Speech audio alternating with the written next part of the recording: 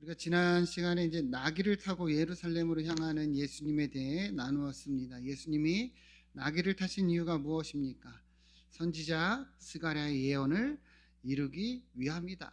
스가랴 선지자는 왕이 오실 때 그는 공의롭고 겸손하여 나귀를 타시니 나귀의 작은 것 곧 나귀 새끼라 예언을 했는데요. 예수님이 그렇게 이것을 성취하시며 주님이 바로 그 왕이시고 메시아이심을 증거하셨습니다. 그러나 많은 사람들이 어떠합니까?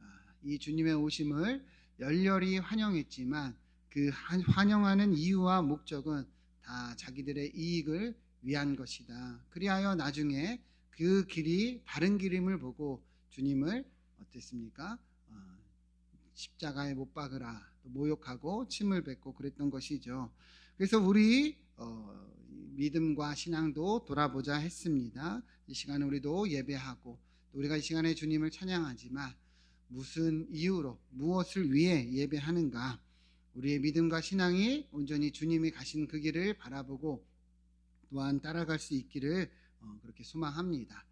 오늘은 이제 계속 이어지는 내용인데요. 우리 12절 보시면 이튿날 예수님과 제자들이 이제 그 베다니에서 나와서 이제 다른 길을 가실 때였어요.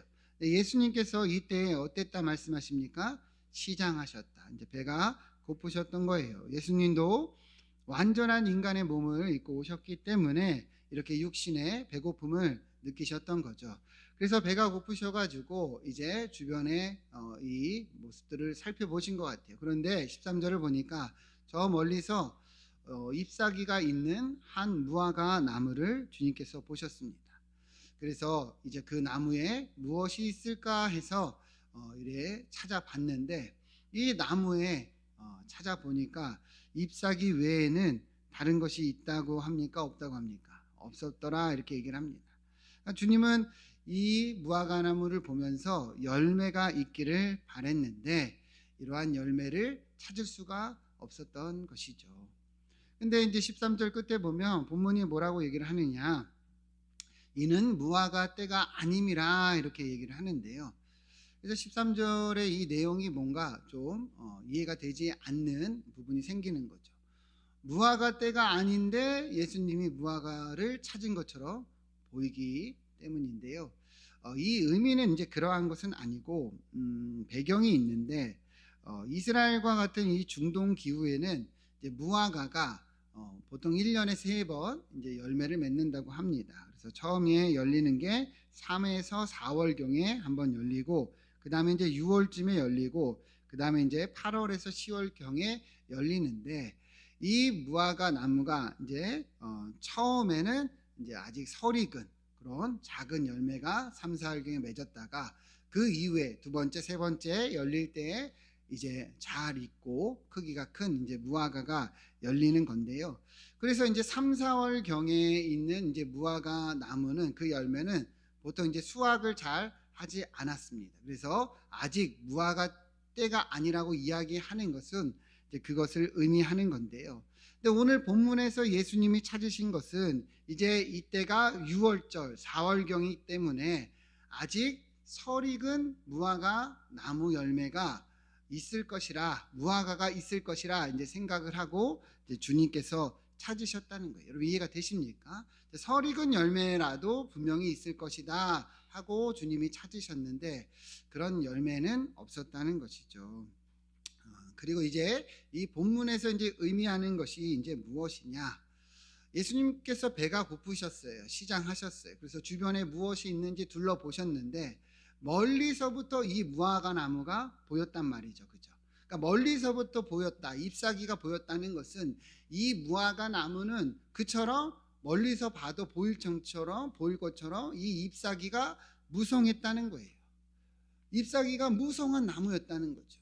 그런데 정작 가서 보니까 열매는 있었다는 거예요? 없었다는 거예요? 없었다는 거예요.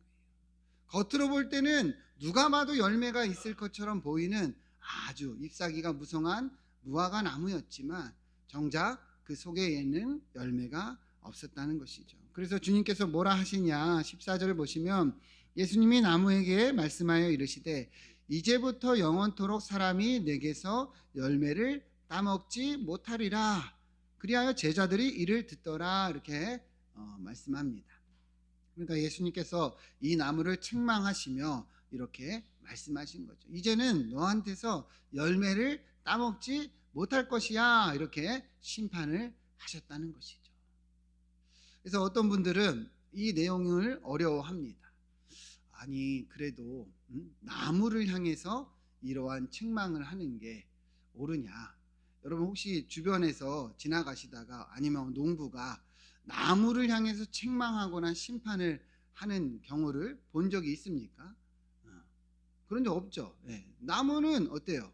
그냥 나무예요. 뭐 나무에게 얘기를 해도 알아듣는 것도 아닌데 예수님이 이렇게 책망을 하신 거죠. 그래서 어떤 분들은 뭐 아무리 배가 고프셔도 그렇지 이렇게 신경질적으로 이렇게 행하셨냐 이렇게 생각도 하지만 여러분 이런 의미는 예수님께서 이렇게 행하신 것은 당연히 그런 의미가 아니라 예수님은 상징적으로 이야기를 하시는 거예요. 왜 예수님께서 이것을 이야기하시느냐? 이것을 통해 말씀하시고자 하는 게 있기 때문이죠. 그래서 14절 제일 끝에 보면 뭐라고 얘기합니까? 제자들이 이를 듣더라. 그러니까 듣게 하기 위해서 말씀하신 건데요. 성경에 보면은 이러한 이제 상징적인 비유들이 참 많이 등장하죠. 뭐 대표적인 것이 이제 열왕기에 나오는 아이야 선지자의 내용인데 열왕기상 11장 30절을 보면 이 아이야 선지자가 이 옷을 잡아 12조각으로 찢은 다음에 여로보암에게 이렇게 얘기했어요. 너는 10조각을 가지라. 여러분 우리가 금요 예배 때 이제 뭐 열왕기 나누고 있지만 이제 솔로몬 이후에 이스라엘이 이제 두 나라로 나뉘거든요. 그래서 북이스라엘과 남유다. 북이스라엘은 이제 몇 지파가 들어갑니까? 10지파가 들어가고 남유다는 2지파가 들어가거든요. 북이스라엘의 이 초대 왕이 누굽니까? 여로보암이에요. 그래서 하나님이 이제 솔로몬의 죄악으로 인해서 이렇게 심판을 하시면서 이 상징적으로 여로보암에게 이렇게 이 옷을 찢어서 아이야를 통해서 주신 거예요. 그래서 뭐라고 얘기를 합니까? 10지파를 내게 주었다. 그러니까 이제 이 여로보암이 10지파를 다스리는 왕이 될 것이라는 것을 이제 비유로 말씀하신 건데요. 오늘 주님께서 무화과 나무를 향해서 책망하신 것도 그러한 의미입니다. 앞서 이 나무는 멀리서부터 보일 정도로 잎사귀가 무성한 아주 웅장한 그런 무화과 나무였어요. 그러니까 누가 봐도 저 나무에는 열매가 있을 것이라 예상이 되었던 것이죠. 그러나 결과는 어땠다는 거예요? 잎사귀만 무성할 뿐 열매가 있습니까? 없습니까? 없었다는 거예요. 예수님이 아무리 찾아도 열매가 하나 없었다는 거예요.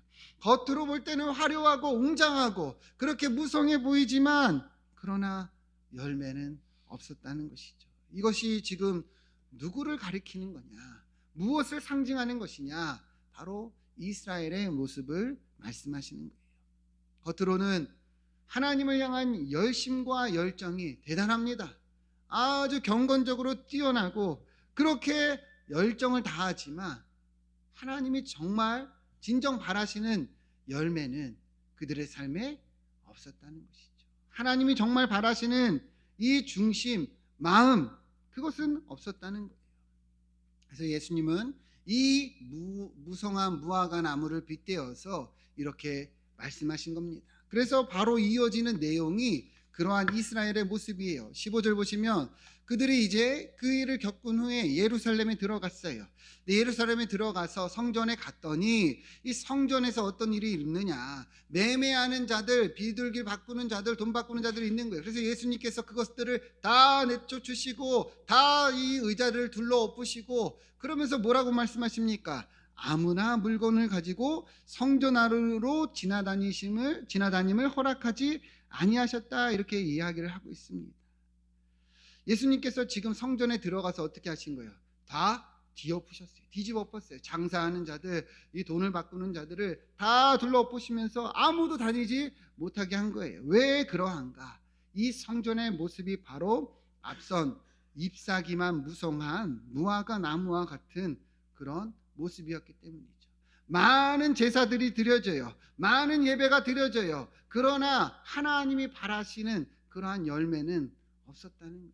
중심은 없었다는 거예요. 왜 그러하냐? 여러분 잘 들으세요.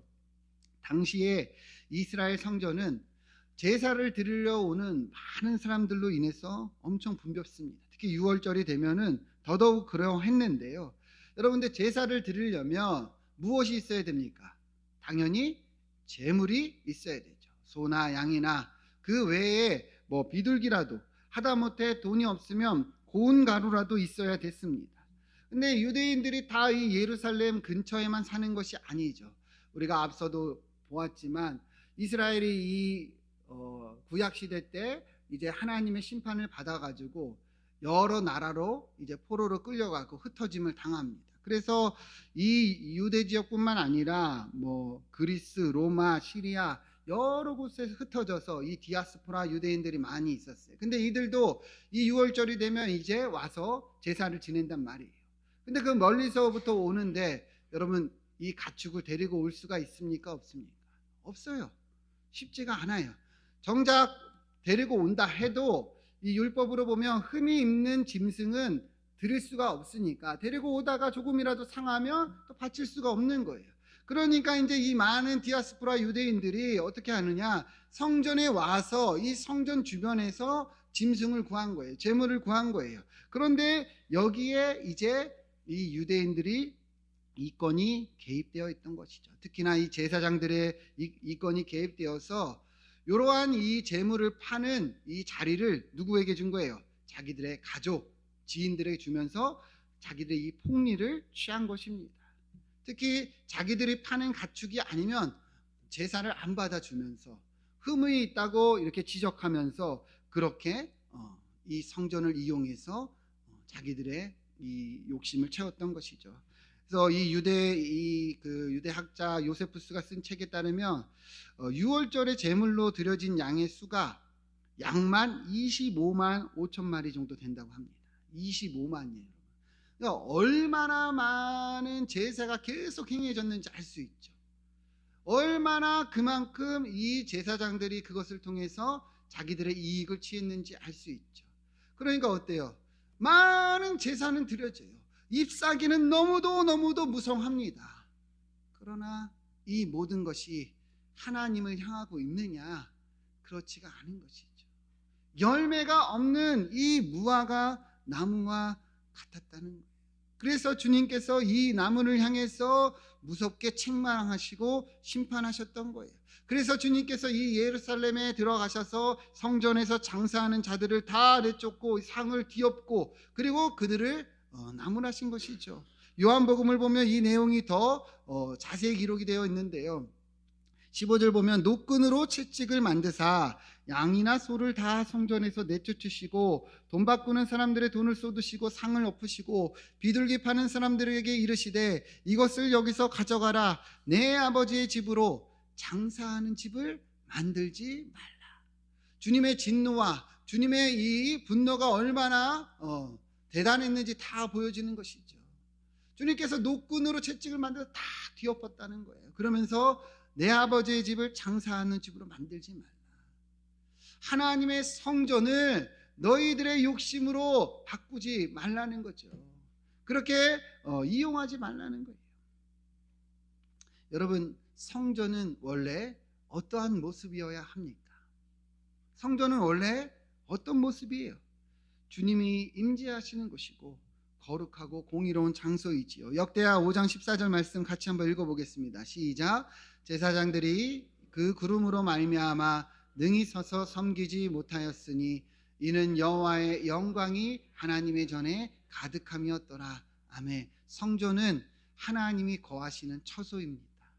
하나님의 임재가 있던 이 장소입니다. 그러니까 하나님의 거룩과 영광이 가득한 곳이에요. 그런데 이 제사장들과 유대인들이 뭘로 바꾼 거예요? 자기들의 이익을 위해서 장사하는 집으로 바꿔버린 것이죠. 그러니까 많은 제사가 드려지지만 이 본질을 잃어버린 것이죠. 열왕기상 8장 48절 보면 성전이 어떤 곳이냐, 자기를 사로잡아간 적국의 땅에서 온 마음과 온 뜻으로 주께 돌아와서 주께서 그들의 조상들에게 주신 땅, 곧 주께서 택하신 성읍과 내가 주의 이름을 위하여 건축한 성전 있는 쪽을 향하여 주께 기도하거든 잘 보세요. 어려움이 있고 고난이 있고 역경이 있을 때 어떻게 하라는 거예요? 성전 있는 쪽을 향해서 주께 기도하라. 그러니까 성전은요, 하나님이 거하시는 곳이에요. 하나님을 향해서 기도하라는 거예요. 그러면 49절 보면 주는 계신 곳 하늘에서 그들의 기도와 간구를 들으시고 그들의 일을 돌아보시며 주께 범죄한 백성을 용서하시며 사하시고 그리고 불쌍히 여김을 얻게 하사 그렇게 이끌어 가신다는 것이죠. 여러분, 성전이 어떤 것인지 아시겠죠? 그러나 이스라엘 백성들이 어떻게 한 거예요? 이 성전을 변질시키고 또 타락시키고 왜곡시킨 거예요. 그래서 주님께서 분노하신 겁니다. 17절 말씀 같이 한번 읽어보겠습니다. 시작. 이에 가르쳐 이르시되 기록된 바 내 집은 만민이 기도하는 집이라 칭함을 받으리라고 하지 아니하였느냐. 너희는 강도의 소굴을 만들었도다 하시니. 아멘. 예수님은 분명히 말씀하셨어요. 성전은 기도하는 집이다. 그런데 이들이 뭘로 만든 거예요? 강도의 소굴로 만들어 버렸다는 것이죠.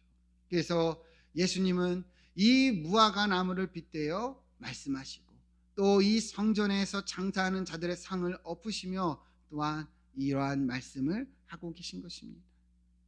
사랑하는 여러분, 오늘 이 말씀이 우리에게도 동일한 줄 믿습니다. 잎사귀만 무성한 무화과 나무, 그러나 열매는 없는 그러한 나무, 많은 제물과 제사가 드려지는 성전, 그러나 본질을 잃어버린 강도의 소굴이 되어버린 이 모습이 여러분 우리의 모습이 아닌가 돌아봐야 하는 거예요. 신앙의 연륜이 깊어가면 깊어갈수록 우리의 믿음과 신앙이 오래되면 오래될수록 우리의 직분이 쌓여가면 쌓여갈수록 우리가 무엇을 나타내야 하는가, 무엇을 보여야 하는가, 무엇을 행해야 하는가, 우리는 오늘 말씀을 통해서 분명하게 돌아봐야 되는 것이죠. 잎사귀만 무성해지고 열매가 없다면 여러분 그것은 우리 주님이 원하는 모습이 아니라는 거예요. 그래서 예수님은 마태복음에서 이렇게 말씀하셨습니다. 마태복음 7장 16절을 보면 그들의 열매로 그들을 알지니 가시나무에서 포도를 엉겅퀴 해서 무화과를 따겠느냐. 그러니까 우리의 삶으로 드러나는 그 열매가 결국에 우리의 믿음과 신앙이라는 거예요. 우리가 하나님을 온전히 따르고 우리가 주님의 뜻을 구하며 나아가며 여러분 열매로 나타날 수밖에 없다는 거예요. 이와 같이 좋은 나무마다 아름다운 열매를 맺고 못된 나무는 어떤 열매를 맺어요? 나쁜 열매를 맺는다는 거예요. 18절을 보면 좋은 나무가 나쁜 열매를 맺을 수 없고 못된 나무가 아름다운 열매를 맺을 수 없다. 19절 아름다운 열매를 맺지 아니하는 나무마다 찍혀 불에 던져지니라. 20절 말씀 같이 한번 읽어볼까요? 시작. 이러므로 그들의 열매로 그들을 알리라. 아멘. 우리 주님께서 분명하게 말씀하고 있는 거예요. 열매로 안다는 거예요. 겉으로만 무성한 잎사귀가 아니라 우리가 어떻게 열매를 맺느냐를 통해서 주님은 우리의 이 믿음과 신앙을 아시고 또 판단하신다는 것이죠. 그렇기 때문에 가시나무에서 어떻게 포도를 맺고 엉겅퀴 해서 무화과를 딸 수 있겠느냐. 말이나 모양이 아니라 직분이나 자리가 아니라 우리의 삶으로 우리의 이 모습으로 믿음을 드러내라는 것이죠. 이 열매가 무엇입니까? 갈라디아서 5장 22절 보면 성령의 열매는 사랑과 희락과 화평과 오래 참음과 자비와 양선과 충성과 온유와 절제다 분명하게 얘기합니다. 우리가 내 자아가 아니라 성령을 따라 행하며 내 뜻이 아니라 주님의 뜻을 구하며 나아갈 때 우리의 삶에는 이러한 열매가 저절로 나타날 수밖에 없다는 것이에요. 제가 이 비전 트립 4박 5일 다녀오면서 느낀 것이 그러한 것입니다. 우리가 6명이 모였는데 이 모임의 자리, 이 섬김의 자리에서 이 사랑과 희락과 화평과 이러한 열매들이 나타나는 거예요. 그러니까 우리 하늘이 같은 청년도 보고 느끼는 거예요. 아, 예수 믿는 삶이 이러한 거구나. 그분들이 다 섬겨줍니다. 그분들이 다 이끌어줍니다. 그분들이 다 도와주고 있다는 것이죠. 여러분들이 그러한 삶의 모습이 되어야 한다는 거예요. 비판만 하고 비난만 하고 그리고 그렇게 말만 하고 내 삶은 정작 돌아보지 못한다면 여러분 잎사귀만 무성한 무화과 나무와 우리가 무엇이 다르겠냐는 것이죠. 내가 그러한 삶의 열매가 나타나야죠. 내가 그렇게 사랑하고 내가 그렇게 희락을 나타내고 화평하고 오래 참고 기다려주고 그렇게 자비와 양성과 충성을 나타내며 그렇게 온유함으로 절제를 드러내는 삶이 주님이 원하시는 삶이라는 거예요.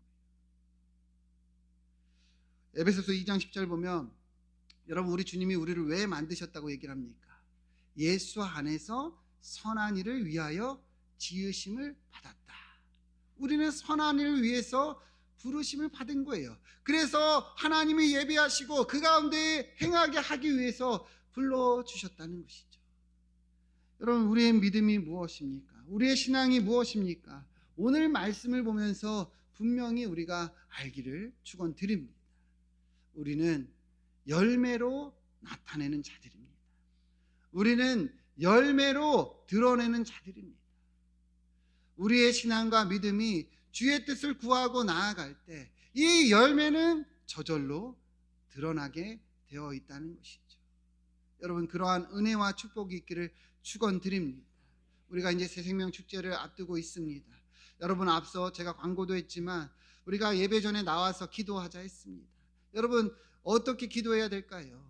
여러분들의 삶에 있는 이 태신자들을 놓고 간절히 기도하는 거, 정말 그들의 마음의 문을 하나님께서 열어달라고 하는 거, 이것이 기도입니다. 여러분 그게 우리가 맺어야 할 열매예요. 우리가 그들을 위해서 기도하는 것은 왜 기도합니까? 하나님의 마음이 그러하기 때문이죠. 그 왜 전도합니까? 그것이 주님이 우리에게 원하시는 모습이기 때문입니다. 여러분 새생명 축제를 앞두고 우리가 그렇게 기도하기를 축원드립니다. 우리가 그렇게 열매로 나타내고 열매로 드러내고 말이 아니라 행함으로 우리의 믿음이 증거되는 귀한 축복이 임하기를 축원드립니다. 이 무화과 나무가 내 모습이 아닌지, 이 타락한 성전의 모습이 내 모습이 아닌지 돌아봅시다. 하나님은 우리를 이제 성전으로 삼아주셨고 우리의 삶에 하나님의 임재가 나타나기를 원하시고 우리의 삶에 이제 하나님의 이 뜻이 드러나기를 원하신다는 것을 반드시 기억하시고 그러한 은혜와 축복이 우리 삶에 있기를 주의 이름으로 축원드립니다. 기도하겠습니다.